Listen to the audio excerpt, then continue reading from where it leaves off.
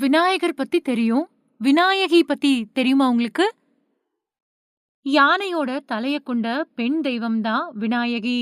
இவங்கள பத்தின வரலாறு புராணங்கள்ல தெளிவா சொல்லப்படல. விநாயகி தெய்வத்தோட உருவங்கள் ரொம்பவே கம்மியா தான் காணப்படுது. இவங்க யானை உருவ அம்சங்கள் காரணமா இந்த தெய்வம் யானை தலைய உடைய ஞான கடவுளான விநாயகரோட தொடர்புடையதா கருதப்படுது. இவங்களுக்கு நிலையான பெயர் இல்லாததால பல்வேறு பெயர்களால அறியப்படுறாங்க. ஸ்ருதி கணேசா, விநாயகி, விக்னேஸ்வரி, அப்புறம் கணேசனி மாதிரியான பெயர்கள் இவங்களோட பெயர்களா இருக்கு. இந்த பெயர்கள் எல்லாமே விநாயகர், கஜானனா, விக்னேஸ்வரா, அப்புறம் விநாயகர் இந்த பெயர்களோட பெண்ணிய வடிவங்கள் தான். விநாயகி சில சமயங்கள்ல 64 யோகினிகள் இல்லனா சப்த கன்னியர் தெய்வங்கள்ல ஒரு பகுதியாவும் காணப்படுறாங்க. வடநாட்டுல தனி கோவில்கள் இருக்குது. தமிழகத்திலயும் சில கோவில்கள்ல கோவில் மண்டப தூண்கள்ல பெண் உருவுல காட்சி தரக்கூடிய விநாயகிய நீங்க பார்த்திருக்கலாம். நாகர்கோவில் பக்கத்துல இருக்கக்கூடிய சுசீந்திரம் தானுமலையன் கோவில்ல இருக்கக்கூடிய தூண் ஒண்ணுல விநாயகியோட திருவுருவத்தை தரிசிக்கலாம். மதுரை மீனாட்சி அம்மன் கோவில் சுவாமி சந்நிதிக்கு போகக்கூடிய வழியில வலது புறமா இருக்கக்கூடிய தண்டபாணி சந்நிதியோட முன்புறம் இருக்கக்கூடிய ஒரு மண்டப தூண்ல விநாயக தாரணி அப்படின்னு சொல்லப்படக்கூடிய விநாயகிய நீங்க பார்க்கலாம். தாரணி அப்படின்னா அழகு பொருந்திய மேன்மையான பெண் அப்படின்னு பொருள். இவங்களோட பாதம் புலியோட கால்கள் மாதிரியே இருக்குது. அதனால இவங்களுக்கு வியாக்ரபாத விநாயகி அப்படின்னும் பேர் இருக்கு. கையில வீணையோட காட்சி கொடுக்கக்கூடிய விநாயகியோட திருவுருவத்தை கோவை மாவட்டம் பவானி பகுதியில் அமைஞ்சிருக்கக்கூடிய ஆதிகேசவ பெருமாள் கோவில்ல இருக்கிற ஸ்ரீ சௌந்தரநாயகி தாயார் சந்நிதியோட மேல் மண்டபத்துல பார்க்கலாம்.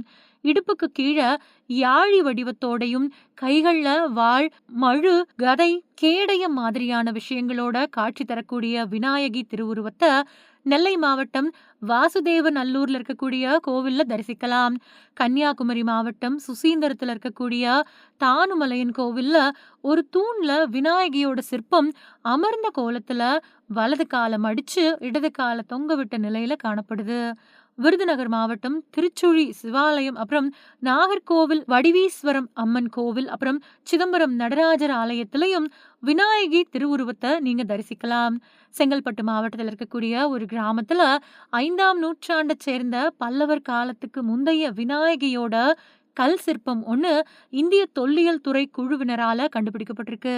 இந்த விநாயகியோட சிலை கிரைனைட் கல்லால செய்யப்பட்ட 3 அடி உயரம் கொண்ட சிற்பம்.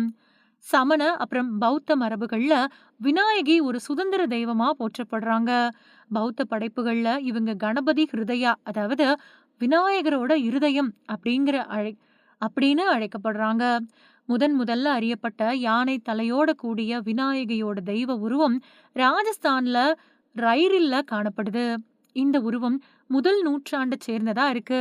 இந்த தெய்வத்தோட யானை முகத்துல இருக்கக்கூடிய தும்பிக்கை வலது புறமா திரும்பி இருக்கு. அது மட்டும் இல்லாம 2 கைகளை கொண்டிருக்கு.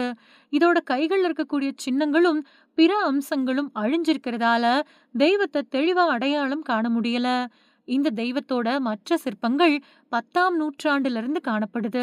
விநாயகியோட ரொம்பவுமே பிரபலமான சிற்பங்கள்ல ஒண்ணு மத்திய பிரதேசத்தோட பெடகாட் நகரத்துல இருக்கக்கூடிய சௌசத் யோகினி கோவில்ல 41வது யோகினியா காணப்படுது. இந்த தெய்வம் இங்க ஸ்ரீ ஐங்கினி அப்படின்னு அழைக்கப்படுது. இங்க விநாயகியோட வளைந்த இடது கால யானை தலை கொண்ட விநாயகர் ஆதரிக்கிறது மாதிரி காணப்படுது. விநாயகியோட ஒரு அரிய உலோக சிற்பம் ஷிராலியோட சித்ராபூர் மடத்துல காணப்படுது. இங்க இவங்க விநாயகர் மாதிரி இல்லாம மெல்லிய தோற்றத்துல காணப்படுறாங்க. இவங்களோட மார்புக்கு குறுக்க பூநூல் அப்படின்னு சொல்லப்படக்கூடிய புனித நூல் காணப்படுது. அது மட்டும் இல்லாம கழுத்துல 2 ஆபரணங்களை அணிஞ்சிருக்காங்க. இவங்களோட 2 முன் கைகள் அபயம் அப்புறம் வரம் கொடுக்கக்கூடிய முத்திரைகள்ல இருக்குது. இவங்களோட 2 பின்புற கைகள்ல ஒரு வாள் அப்புறம் ஒரு கயிறு காணப்படுது. இவங்களோட தும்பிக்கை இடது பக்கம் திரும்பி இருக்கு.